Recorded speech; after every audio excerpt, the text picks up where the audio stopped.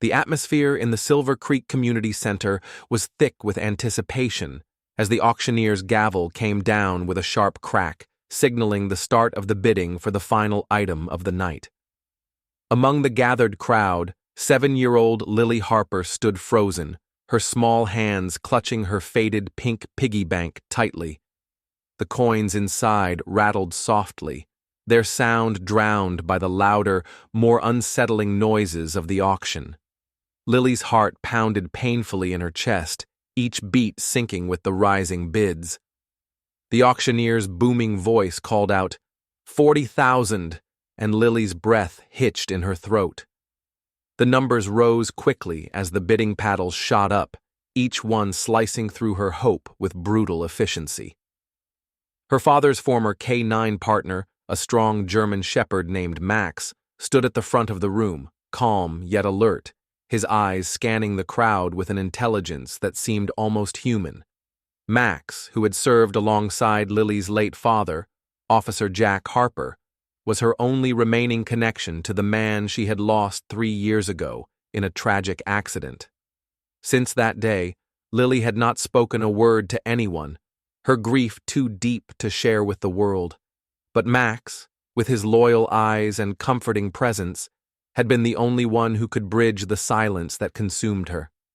She had saved every penny she could, stuffing it into the small piggy bank, hoping one day it would be enough to bring Max home. As the auctioneer called out $50,000, Lily's grip tightened on her piggy bank, her eyes welling up with tears. She knew she could never match the rising amounts. Her stepfather, Tom, stood uneasily beside her, his discomfort clear. He didn't fully understand the bond between Lily and Max, nor did he grasp how much she needed the dog to heal. Another voice called from the front, $55,000. Lily's breath caught, and her small hands began to shake. She felt the cold sting of hopelessness as a well-dressed man named Richard Clayton, a prominent businessman in town, raised his paddle with determination. Just as she was about to give up, a quiet voice from the back of the room said, $60,000. Lily turned to see George Brooks, a rancher known for his wealth but quiet demeanor, raising his paddle. The gavel came down. George Brooks had won the bid, and Lily's heart sank. Yet, as she looked at Max, their eyes locked in a silent understanding. The connection between them was undeniable, and despite the uncertainty, Lily silently prayed that Max would return to her. For 7-year-old Sophie Grant, Max was more than just a dog. He was the last piece of her father, Deputy Sheriff Thomas Grant, who had been killed in the line of duty 5 years ago. The pain of that day was still fresh in Sophie's heart, a wound that no one seemed to understand. Ever since that tragic moment, Sophie had retreated into herself, unable to speak to anyone. Her world became a quiet, isolated place, with Max as her only companion.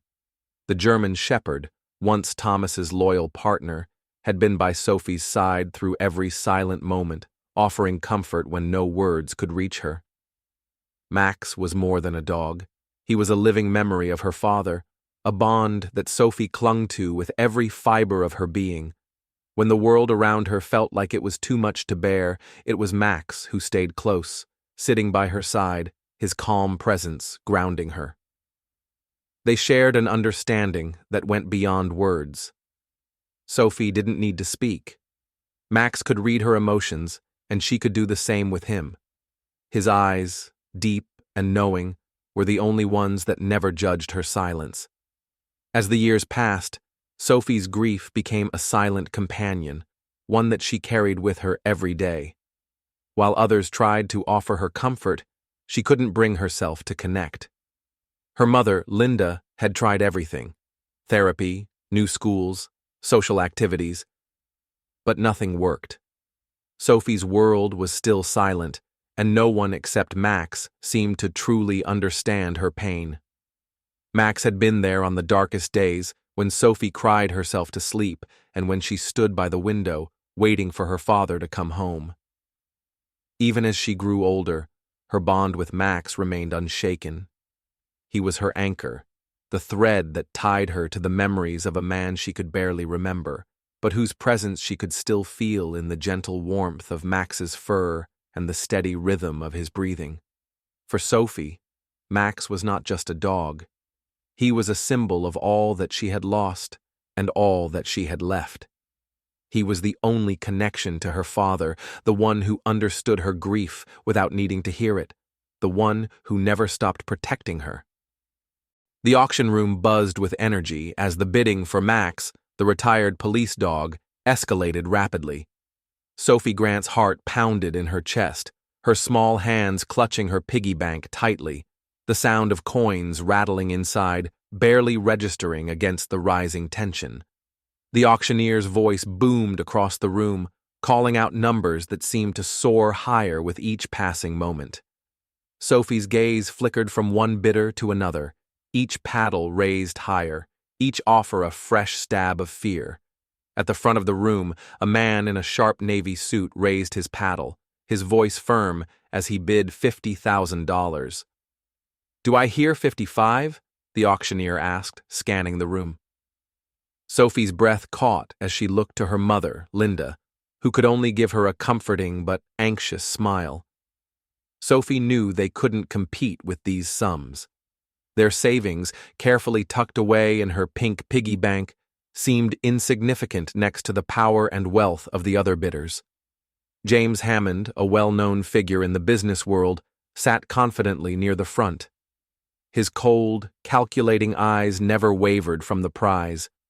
He was determined to secure Max, likely for business purposes.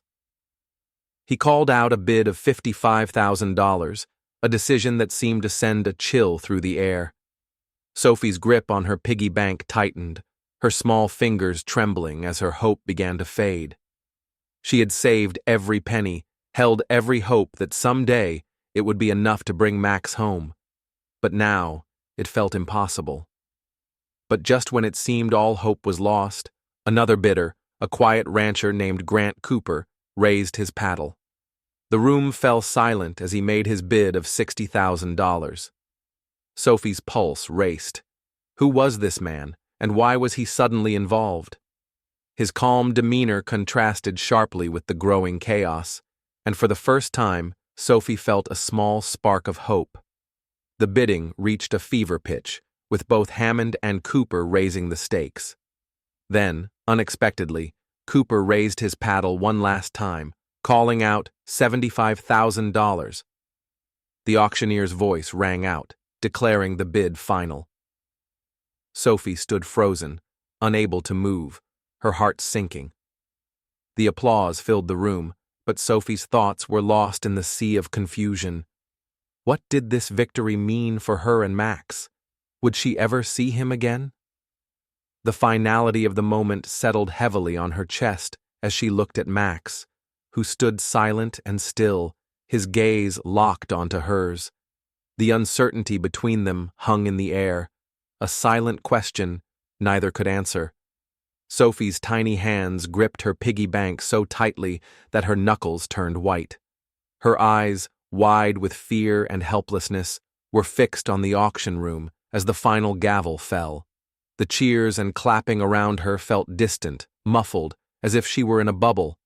All she could focus on was the dog she had watched over for years, Max, her father's loyal canine partner, now being sold to someone else. The weight of the moment hung heavily in the air, and Sophie's chest felt tight, her breath shallow. Her mother, Linda, stepped closer, wrapping an arm around Sophie's frail shoulders. "It's okay, sweetheart," Linda whispered softly, trying to offer comfort, but her voice trembled with her own sorrow. Sophie didn't respond, her silence speaking volumes. There was no words to express the grief that had taken hold of her since the moment she realized Max was no longer hers. Her small body shook as tears welled up in her eyes, threatening to spill over. Max wasn't just a dog to Sophie. He was her connection to her father, who had tragically passed away 5 years earlier. Since her father's death, Sophie had stopped speaking to anyone. Max had been her only companion, the only one who understood her silence and grief. Losing him now felt like losing the last piece of her father. Sophie had believed that somehow, by saving enough money, she could buy Max back, bring him home, and hold on to the last thread connecting her to the man she loved so dearly. Linda wiped away a tear as she looked down at her daughter, whose face was a mask of confusion and hurt. She couldn't begin to imagine the weight of the loss Sophie was feeling. Linda had watched her daughter slowly withdraw from the world since her husband's death, and now this. The one constant Sophie had, the one thing that kept her grounded, was slipping away from her grasp. Sophie hugged the piggy bank to her chest, her little voice barely audible as she whispered, "Mom, he's all I have left." Linda's heart broke for her daughter. She wished she could do something, anything, to ease the pain, but she was powerless against the cold reality of their situation. Max, the dog who had been there through it all, was leaving, and with him, Sophie's last connection to her father. Margaret stood frozen in the doorway, her pulse quickening as she overheard Rick's low voice from the kitchen. The words they exchanged were muffled, but she could still make out enough to send a shiver down her spine. Rick was talking to someone about Max, her daughter's beloved dog, the last connection to her late father. The mention of a commercial interest, a deal with a man named Hammond, made her stomach churn. Her heart skipped a beat, and she leaned in closer, hoping to hear more, but her worst fears were unfolding before her ears. Rick's voice was soft, almost apologetic. "I know Emma's attachment to Max isn't healthy. The dog keeps her stuck in the past. It's time for her to move on," he said, the words cutting through Margaret's mind like a knife. It was clear he had been in contact with Hammond, the wealthy security firm owner, who had shown interest in acquiring Max for commercial purposes. Margaret's grip tightened on the doorframe as she realized the depth of what Rick was suggesting. He was willing to let Max go, believing that Sophie's grief would only ease if she could sever the bond with the dog who had helped her through the hardest years of her life. As Margaret listened, she felt her world tilt. Max wasn't just a dog to Sophie. He was the living, breathing reminder of her father, the only one who could reach through the wall of silence Sophie had built around herself. She understood why Sophie clung to him. Max had been there when nothing else could fill the emptiness left by David's death. To remove him now, to allow someone like Hammond to take Max, was an unfathomable betrayal in Margaret's eyes. Margaret's breath caught as she realized the severity of the situation. Rick was talking about Max like he was a mere possession, something to be discarded to make room for a better future for Sophie. She stepped away from the doorway, her mind racing. She couldn't allow it. She knew what Max meant to Sophie, to their family. The dog was a lifeline, not a hindrance to healing. In fact, he was the key to Sophie's recovery, the only one who could help her process the grief she couldn't put into words. With her resolve solidified, Margaret felt a new sense of purpose.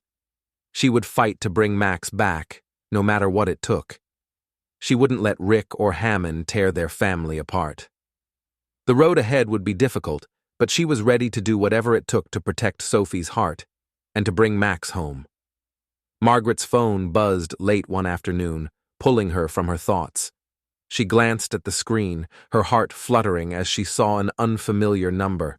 Hesitant but curious, she answered, her voice calm despite the rising unease in her chest.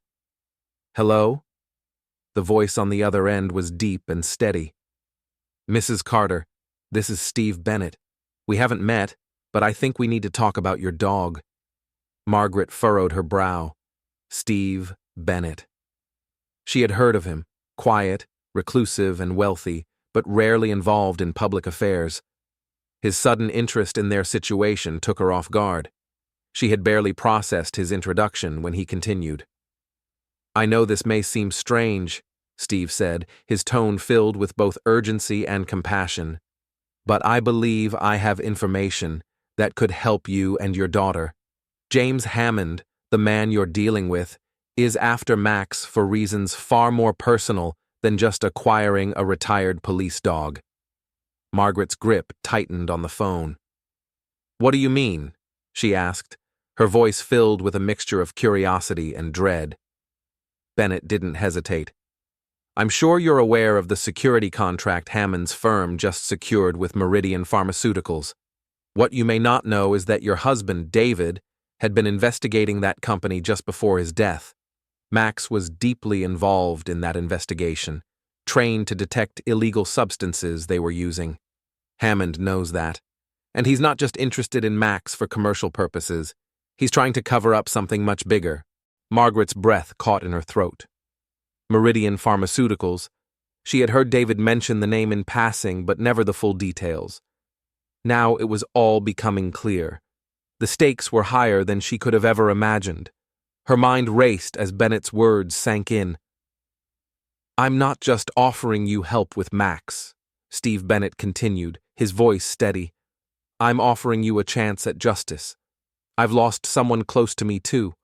My daughter, Jessica, worked at Meridian and uncovered their dangerous practices. After she reported them, she died in a suspicious accident. David was investigating the same things." Margaret's heart pounded as she processed the connection. "What can I do?" Bennett was resolute. "I've arranged a meeting with someone who can provide the critical evidence against Hammond and Meridian. You need to bring Max home, and I'll help you every step of the way." Margaret was silent for a moment, her mind racing with the weight of everything Bennett had revealed. Her determination to protect Sophie and bring Max home was stronger than ever. With Bennett's help, they might just have a chance to uncover the truth and secure Max's place back with their family. The following afternoon, Margaret met with Steve Bennett at the edge of town. The air was cold and crisp, with a thin layer of snow covering the ground. But it didn't compare to the chill she felt as she approached the old farmhouse. The building looked worn, abandoned even, standing as a silent witness to what had happened behind its walls. Bennett's truck was parked outside, and he greeted her with a quiet nod, leading her inside. Inside, they were met by Tom Abrams, a man whose tired eyes and worn demeanor spoke of years of struggle. He was a former employee of Meridian Pharmaceuticals, and Margaret couldn't help but feel a sense of urgency as she stepped into his home. Bennett had arranged for them to meet, knowing that Tom held the key to everything she had been fighting for. As they sat at a small kitchen table, Tom handed Bennett a stack of papers, his hands shaking slightly. "These," he said, his voice low, "are the documents that will expose what your husband was investigating before he died." Margaret's heart skipped a beat as she leaned forward to examine the papers. The documents contained evidence of dangerous chemicals being used in Meridian's research, the very substances David had suspected were being misused. There were internal memos, whistleblower reports, and even training records detailing Max's alerts during David's investigation. Tom's face grew grim as he spoke. "Your husband got too close to the truth. He was on the verge of blowing the lid off a major scandal, but he was being watched, and once Meridian realized what he was uncovering, they moved quickly. Your husband's death was no accident, Mrs. Carter." Margaret felt a cold rush of realization sweep over her. She had always known there was something more to David's death than what the authorities had initially said, but hearing this confirmed it left her reeling.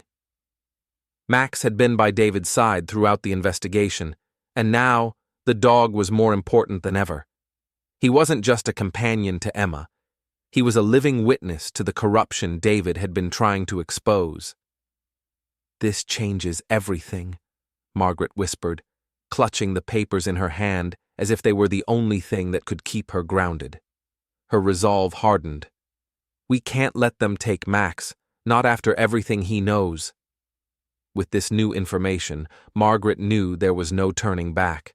She had to bring Max home, and in doing so, she would honor David's legacy. The fight was no longer just about a dog. It was about exposing the truth, protecting her family, and bringing justice to the man she loved.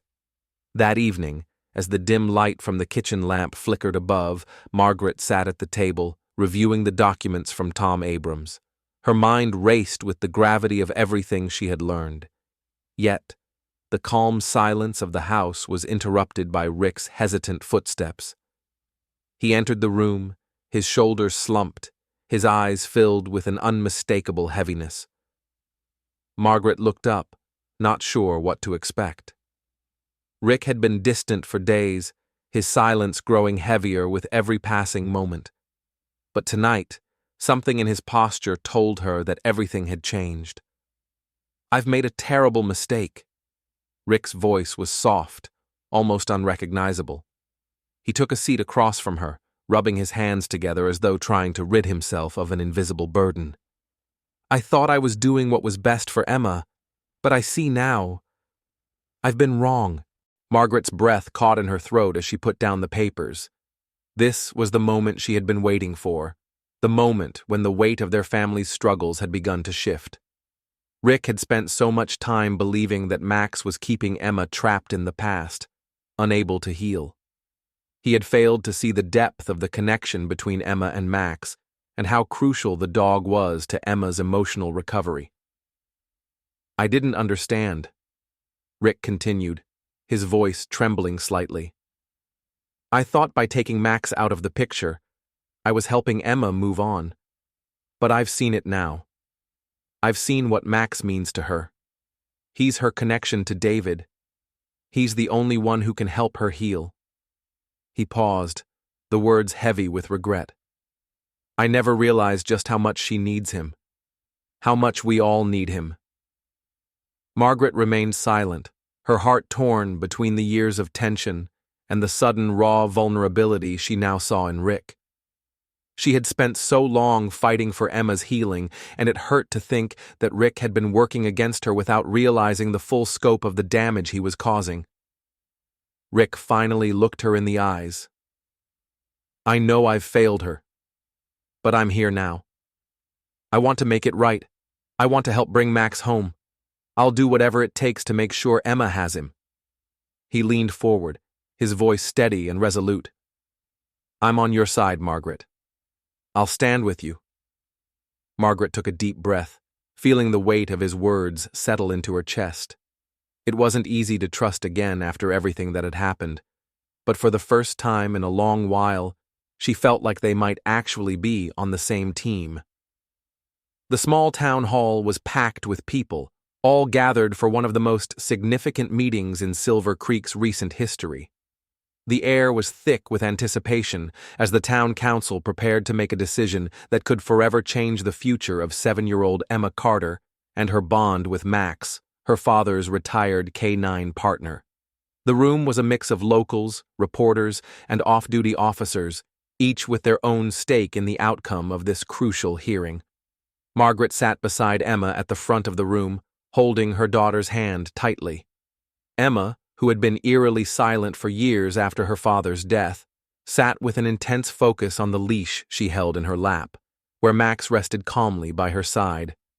The dog's calm presence seemed to radiate reassurance, but Margaret knew the decision being made today would determine the dog's future, and Emma's as well.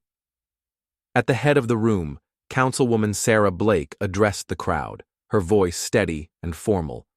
"This hearing will determine the future of K9 Max, a retired service dog who has been a loyal partner to Deputy Sheriff David Carter. We are here to decide whether to allow Max to be permanently placed with the Carter family, given the unique circumstances surrounding his relationship with Emma." Sheriff Harris Evans, a longtime resident and the town's law enforcement head, was the first to speak. Max was not just any dog. He was trained for specific tasks: search and rescue, narcotics detection, and suspect apprehension. These dogs are crucial to law enforcement, and we cannot overlook the liability issues in allowing a minor to take responsibility for him. Margaret felt a knot form in her stomach as she listened to the concerns. Her mind raced, but she held Emma's hand tighter, trying to find the words to advocate for Max. Before she could speak, Steve Bennett, a local rancher and businessman who had recently stepped in to support the Carter family, stood up. His calm demeanor commanded attention as he addressed the council. "I understand the concerns about Max's role, but I believe the solution lies not in taking him from the Carters, but in properly adapting his training," Bennett said. I have established a trust that will cover the costs for his continued training as a certified therapy dog. Under Emma's care, Max will not only help her heal, but also assist other children who need the emotional support of an animal like him. With the right oversight and support, this dog can continue to serve his community in a different capacity, one that is just as important. There was a moment of silence as the council members exchanged glances. Margaret's heart pounded as the weight of Bennett's proposal settled in. This wasn't just about keeping Max with Emma. It was about recognizing the healing power of the dog and allowing him to serve in a new way, one that would benefit Emma and others in their town. This proposal might just be their chance to keep Max home where he belonged. The air in the town hall was thick with anticipation as the council members retreated for their deliberations. Emma sat still, clutching Max's leash tightly in her small hands, her gaze fixed on the ground. Margaret sat beside her, her heart heavy with the uncertainty of what the final decision would bring. Across the room, Steve Bennett stood, his quiet presence a reassuring reminder of the support they had gained in their fight to keep Max with Emma. After what felt like an eternity, the council members returned to their seats, and Councilwoman Teresa Blake, who had been leading the discussion, addressed the room once again. "We have carefully considered all aspects of this case," she began, her voice clear but serious. "The emotional well-being of Emma Carter, the role Max has played in her healing process, and the legal concerns regarding his future have all been weighed." The room fell silent as the councilwoman paused, glancing at the other members. Emma's breath caught in her throat, and she leaned slightly against Margaret, the uncertainty of the situation weighing on her small shoulders. "After much deliberation, we have come to a decision," Councilwoman Blake continued, her voice steady. "In light of the extraordinary circumstances and the comprehensive measures proposed for Max's continued training and supervision, we are approving his permanent placement with the Carter family." A wave of relief washed over Margaret, and Emma's eyes brightened, though her expression remained reserved. The room erupted in applause, the community's support evident in every clapping hand. Margaret's heart swelled as she reached over to pull Emma into a tight embrace. They had won, and Max, Emma's anchor in a world of silence and grief, was going to stay with her. The councilwoman raised her hand, silencing the room. "Additionally, we will be updating Max's status from retired canine to certified therapy dog. He will continue his work, but now in a capacity that will help others in need, just as he has helped Emma."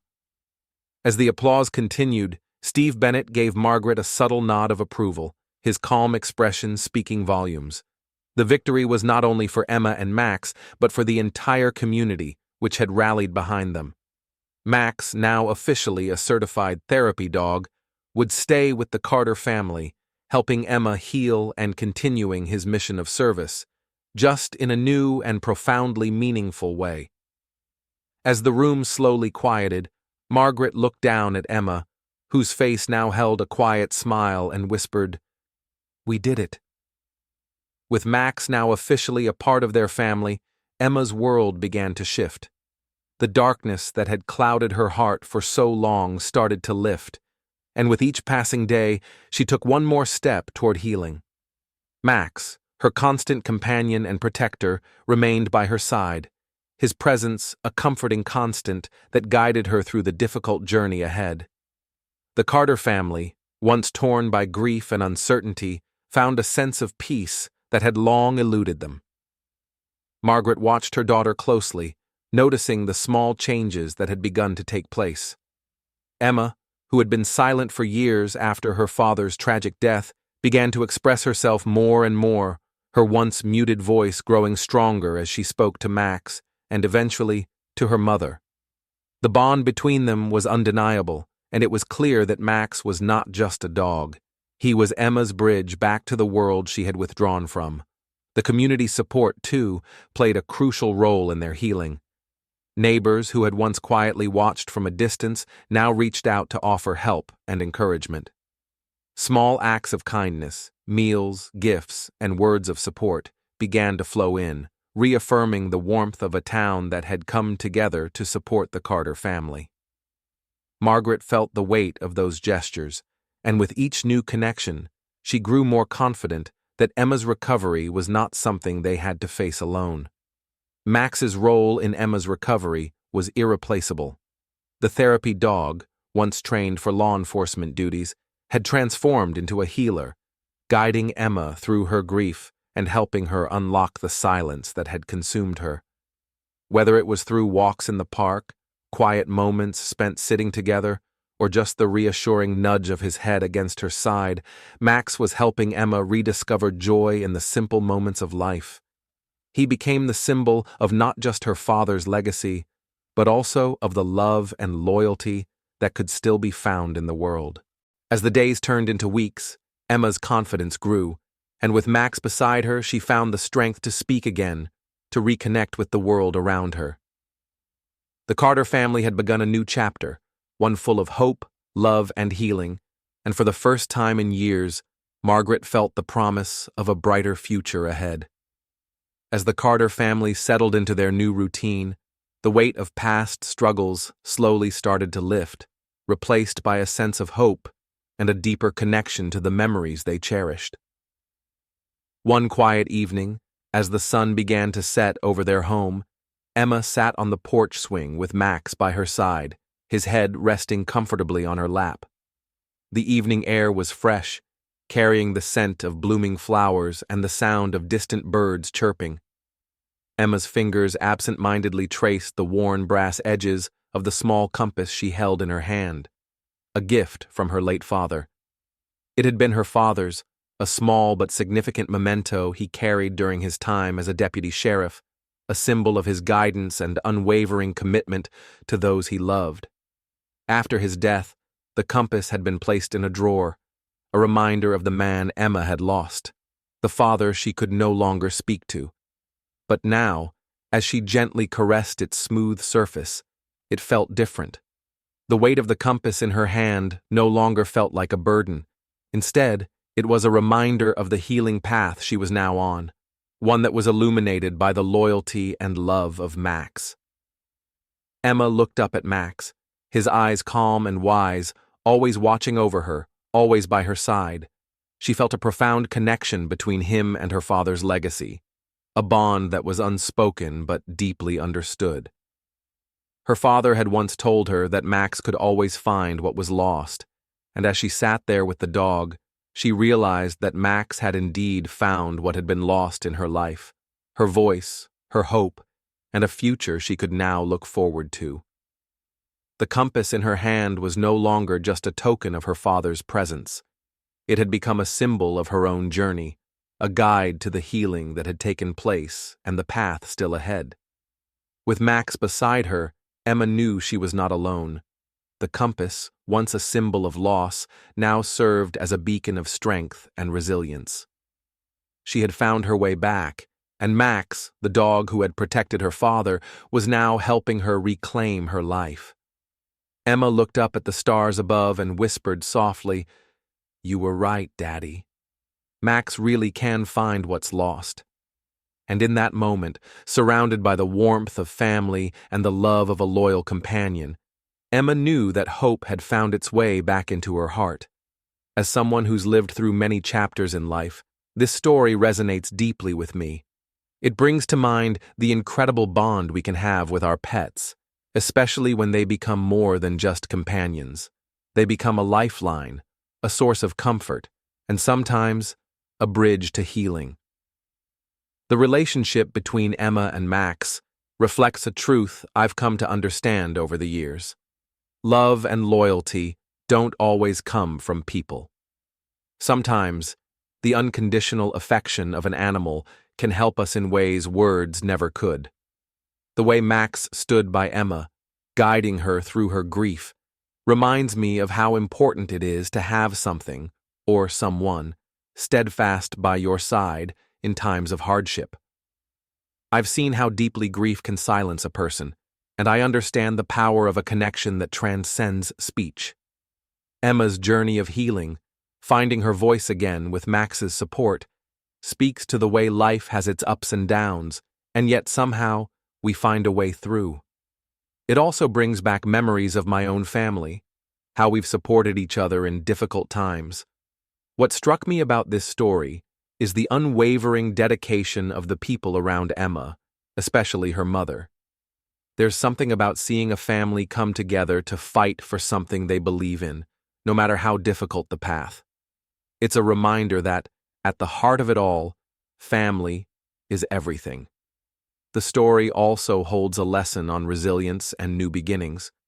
Life can throw so many challenges our way, but if we hold on to what's truly important and find support from those around us, we can heal. The ending, with Emma holding her father's compass, was especially touching, a symbol of guidance, hope, and the legacy of love that continues even after loss.